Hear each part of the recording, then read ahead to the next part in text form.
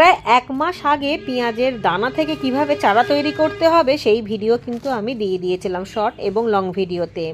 আমরা যে পেঁয়াজগুলো বসাই সেখান থেকে কিন্তু পেঁয়াজকালি হবে, পেঁয়াজ হয় না। কিন্তু পেঁয়াজ হবার জন্য দানা থেকেই চারা তৈরি করতে হবে। আর সেই চারাগুলোকেই আমি এই গ্রো ব্যাগের মধ্যে একসাথে অনেক বসিয়ে দিয়েছিলাম।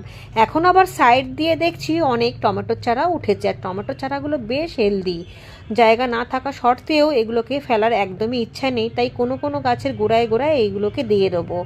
খুব কম সময়ের মধ্যে টমেটো রেডিও হয়ে যাবে, আর কোনো সমস্যাও হবে না। এতে করে এক্সট্রা করে কোনো বেডও করতে হবে না, এবং সেই বেডটাকে রাখার জন্য জায়গাও বার করতে হবে না। শেকড় সমেত সব কটা গাছই ধীরে ধীরে তুলে নিয়েছি। বড় বড় গাছগুলোকে দেবো। কয়েকদিন আগে রিপোর্ট করেছিলাম জাম গাছ, সেই জাম গাছের গোড়াতে, আর ছোট ছোট যেগুলোকে তুলেছি সেগুলোকে দিয়ে দেবো অন্যান্য গাছের গোড়াতে একটা দুটো করে।